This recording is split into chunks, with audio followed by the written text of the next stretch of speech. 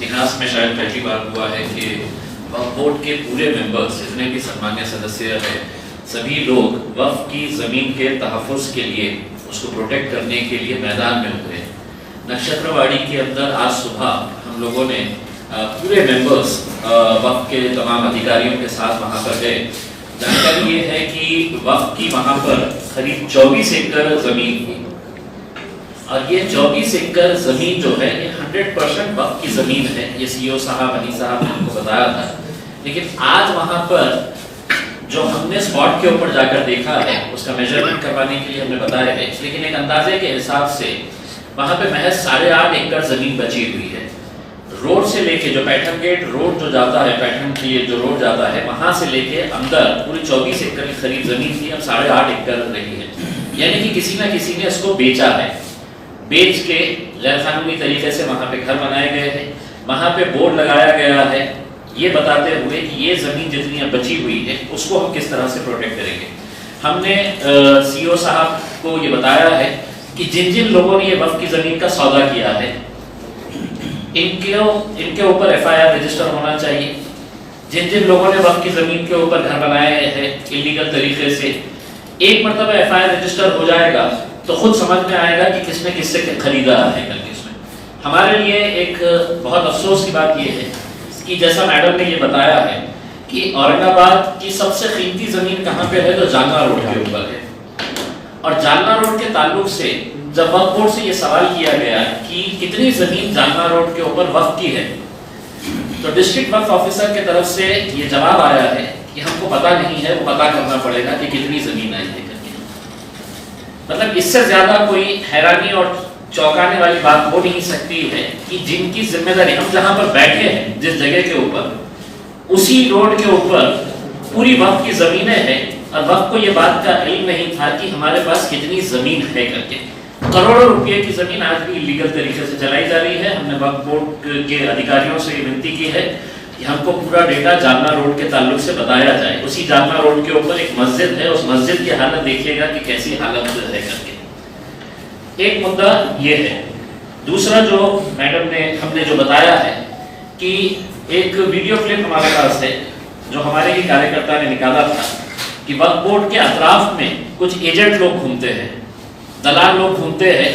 जैसे ही कोई लोग आते हैं तो वो दलाल उनको पकड़ने का काम करते हैं। उसका वीडियो हमारे पास हमने निकलवाए थे कि एक साहब का रजिस्ट्रेशन करवाने के लिए 7,000 रुपये की मांग की गई थी और ये कहा गया था कि वक्फ के किसी अधिकारी को 4,000 रुपये देंगे, 3,000 रुपये मैं रखूंगा करके।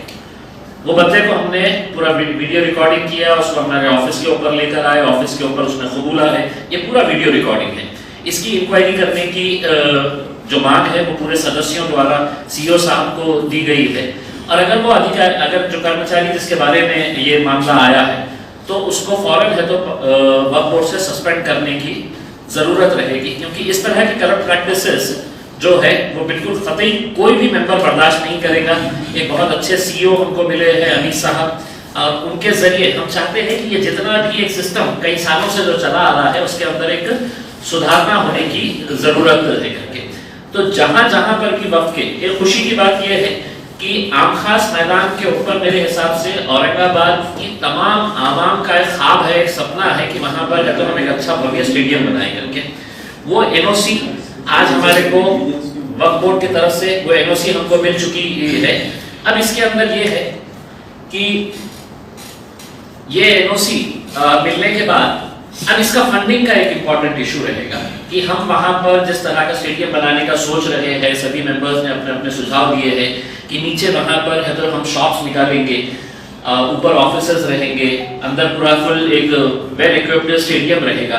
अब इसको स्टेट गवर्नमेंट के लेवल के ऊपर चर्चा करेंगे। सेंट्रल गवर्नमेंट के पास ऐसे स्कीम्स है। गवर्नमेंट का जो महाराष्ट्र गवर्नमेंट का स्पोर्ट्स डिपार्टमेंट है, वो प्रकाश बकोरिया साहब का खुद का एक इंटरेस्ट है, जो आज स्पोर्ट्स कमिश्नर है महाराष्ट्र के, कि यहाँ पर एक स्टेडियम होना चाहिए था। तो उनकी भी सबकी मदद लेकर ये काम को हम जल्द से जल्द शुरू करेंगे। अगर सभी लोगों का साथ रहा और बिना कोई रुकावट के ये काम अगर हो जाता है तो बहुत अच्छे तरीके से ये मीटिंग हो रही है। और जैसा मैडम ने बताया है कि 18 तारीख के दिन जब तक हमारे पास सोर्स नहीं रहेगा, आज हर एक लोग ये जानते हैं कि अगर हमारे को मस्जिद के इमाम साहब को पैसा देना है, बढ़ा के देना है, उनकी तनख्वाह मौजूद को कोई बढ़ा के देने का है, अगर हमारे पास पैसा है तो इन्हीं कामों के लिए खर्च किया जाएगा। अब उसको रेवेन्यू किस तरह से बढ़ाया जाए। अब हमने 8.5 एकड़ जमीन जो हमारे पास एक्वायर कर ली है, अब हमने वक्फ बोर्ड के सीईओ साहब को बताया है कि उसके ऊपर इमीडिएट में प्रपोजल तैयार किया जाए। ऐसा ना हो कि मतलब जमीन पड़ी हुई है, फिर दोबारा है तो वहां पे है तो एनक्रोच हो जाए, कब्जा हो जाए उसके ऊपर, जमीन खाली हुए।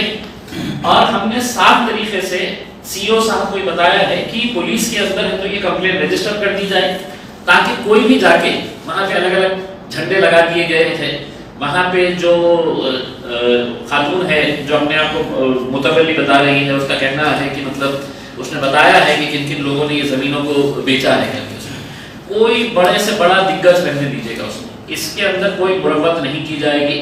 वक्फ बोर्ड को साफ ये कहा गया है कि जालना रोड के ताल्लुक से कितनी प्रॉपर्टी है, ये इनकी जिम्मेदारी है कि हमको बताना चाहिए कि ये हमारी प्रॉपर्टी है करके। उसमें आज मुझे मालूम है कि वक्फ बोर्ड के जालना रोड के ऊपर कौन कौन से इलीगल कंस्ट्रक्शंस अभी भी चल रहे हैं, उसको रुकाने के लिए अगले मीटिंग तक जैसे ही हमारे पास ये डेटा आ जाएगा, वक्फ बोर्ड की पूरी टीम दोबारा वहां पर जाएगी और ये बताएगी कि ये जमीन जो है ये वक्फ की जमीन है।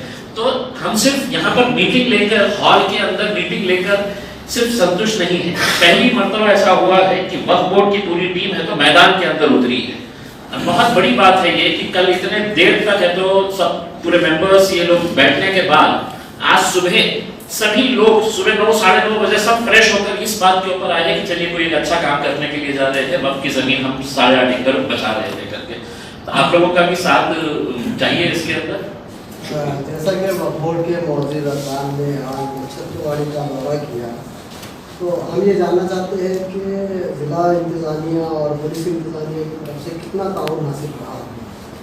देखिए, एक जैसा मैडम ने ये बताया है कि हमने वहाँ पे कोई पुलिस का ये नहीं, उसके अंदर कहीं पर भी कोई किंतु परंतु वाला मामला नहीं है कि ये वक्फ की जमीन नहीं है, ये तो सिर्फ धांधलियाँ करके ये बेची गई है।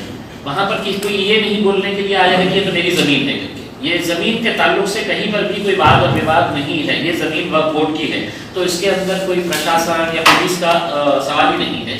हमने तो अब अपने तरफ से जब लेटर दे देंगे पुलिस स्टेशन को, खुद ब खुद जो लोगों ने खरीदे हैं, जिससे खरीदे हैं, उनके सर पे जाके बैठिएगा, उनसे पैसा वसूल करके ये है हमारी जमीन हम वापस देंगे।